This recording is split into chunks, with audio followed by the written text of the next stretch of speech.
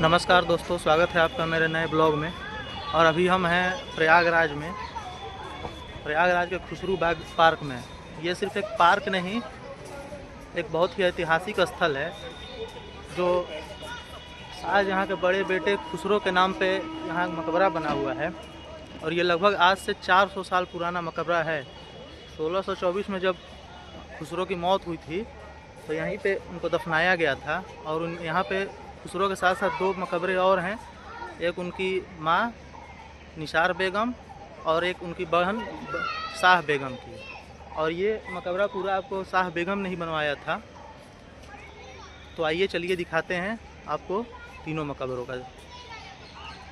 काफ़ी बड़ा मकबरा, काफ़ी बड़ा पार्क है, आप देख सकते हैं। बच्चों के खेलने के लिए झूले भी लगे हैं।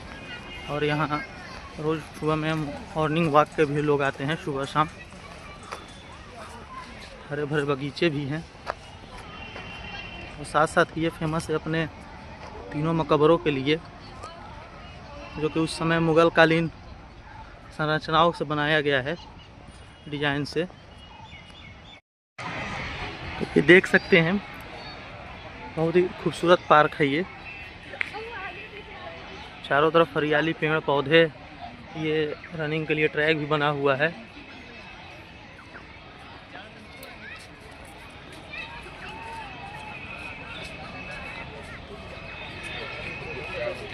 संडे है, काफ़ी भीड़ है यहाँ पे। कुंभ मेला 2024 में यहाँ इसको बंद कर दिया गया था घूमने के लिए। इतनी जगह है कि यहाँ पर लोगों को रुकने की व्यवस्था की गई थी। लगभग एक बार में 1 से 1.5 लाख लोगों की व्यवस्था की गई थी यहाँ रुकने के लिए। बहुत ही महत्वपूर्ण भूमिका था इस पार्क का 2024 महाकुंभ मेले में।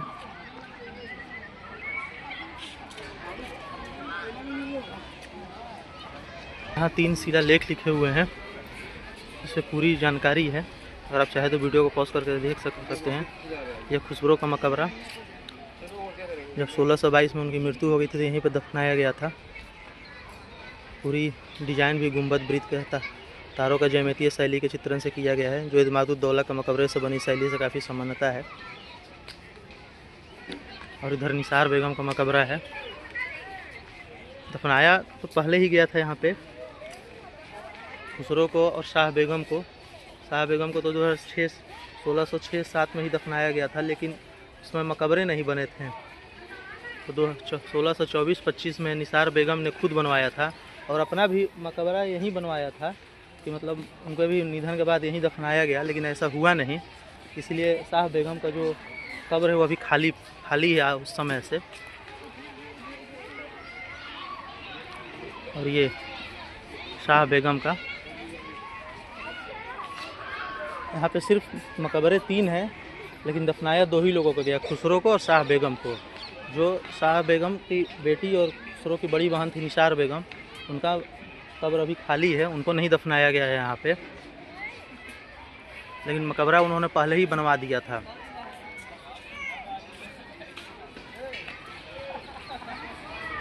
आप वीडियो को पॉज करके देख सकते हैं। बहुत ही ऐतिहासिक जगह है, लगभग आज से 400-450 साल पहले का। ये देखिए, ये खुसरो के शाह बेगम का मकबरा है।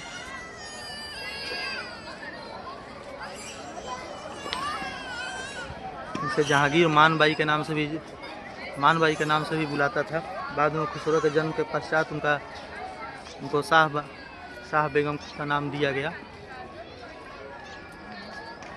उस समय की कार्यशैली को आप देख सकते हैं। ये अंदर का दरवाज़ा जिसको बंद कर दिया गया है। मुगल काल के समय शाह बेगम थी, इन्हें खुसरो के जन्म के पश्चात उपाधि दी गई थी शाह बेगम की। पहले उनका नाम मानबाई था। ये पंजाब के गवर्नर की पुत्री थी, भगवंत दास, जो आमेर के राजा थे और राजा मान सिंह की बहन थी। ये रहा निसार बेगम का मकबरा। इसको आप देख सकते हैं, सामने मेन गेट है अंदर जाने का, लेकिन इसको बंद कर दिया गया है। ये किसी खास दिन ही खुला जाता है। और जो छत पे चढ़ने का गेट उसको भी बंद कर दिया गया है। तीनों मकबरों के चारों तरफ चबूतरे बने हुए हैं, आप उसी पे चढ़ के फ़ोटो वीडियो जो भी करना आप कर सकते हैं। ये काफ़ी संरक्षित इमारत है और काफ़ी खूबसूरत है। उस समय की कार्यशैली, मुग़ल साम्राज्य के समय का संरक्षित इमारत है तीनों। लगभग 400 साल पुराना होकर के भी ऐसा लगता है कि अभी कुछ नहीं हुआ है इसमें।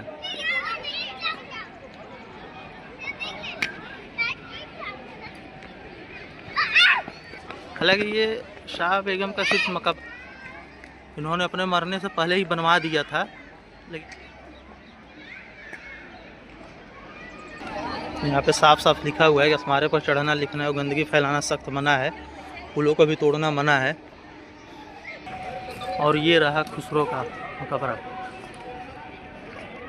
तीनों मकबरे 3 अलग अलग डिजाइन के बने हुए हैं।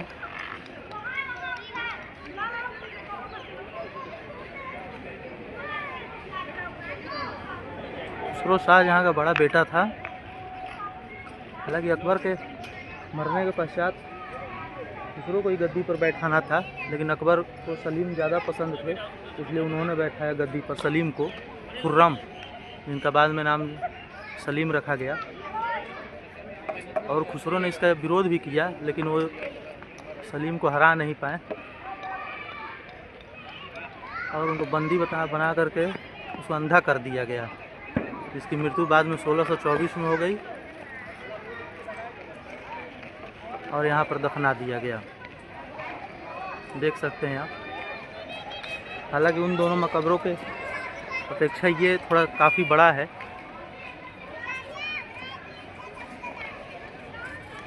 सामने से इसका गेट है, इसके अंदर का गेट भी जाने का उससे बड़ा है दोनों से।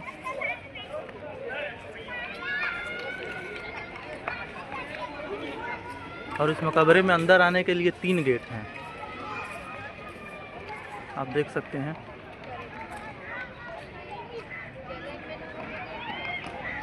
दोस्तों, खुसरो, निसार बेगम और उनकी बहन के अलावा एक और चौथा मकबरा भी है।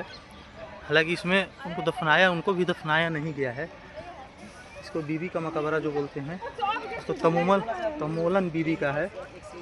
इसको पश्चिमी भाग में, मतलब किनारे में साइड में कहीं साइड में बनाया गया चतुर्भुज प्रकार का। हालांकि इसका डिज़ाइन कुछ अलग है उसके अपेक्षा। इसमें कोई कलाकृति या किसी तरह का लेख नहीं लिखा गया है मुग़ल कालीन दौर का। इसको बताया जाता है कि इसका निर्माण किसने करवाया, इसका कभी कहीं लिखित नहीं है, लेकिन बताया जाता है कि मुग़ल काल के दौरान ही कराया गया था।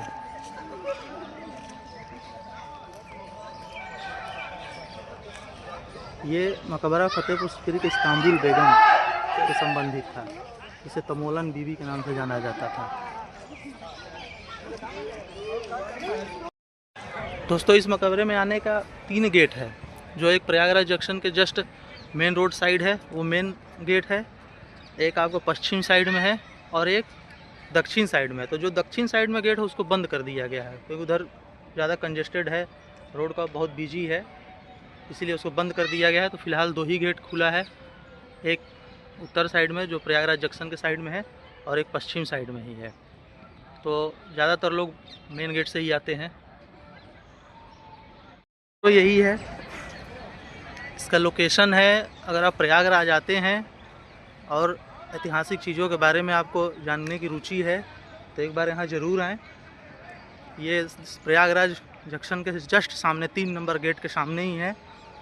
इसमें आने का कोई शुल्क नहीं है, बिल्कुल फ्री है, कोई टिकट नहीं है। और ये सुबह लगभग 5 बजे से रात में शाम को सूर्यास्त के समय तक खुला रहता है, आप कभी भी आ सकते हैं। मुग़ल कालीन में इस मकबरा के अलावा एक और भी है जो संगम किनारे बना हुआ है, किला अकबर का, वो भी काफ़ी फेमस है। अगला वीडियो उसी पे बनेगा। हालांकि उस किले का ज़्यादातर हिस्सा आर्मी के बेस कैंप बन चुका है वहाँ पे, इसलिए उसको बंद कर दिया गया है। कुछ ही हिस्सों को खोला गया है देखने के लिए। तो आप अगर आते हैं प्रयागराज और आपके पास समय है तो एक बार यहाँ विजिट ज़रूर करें। अगर आपको वीडियो अच्छी लगी हो लाइक और सब्सक्राइब ज़रूर करें। Thank you.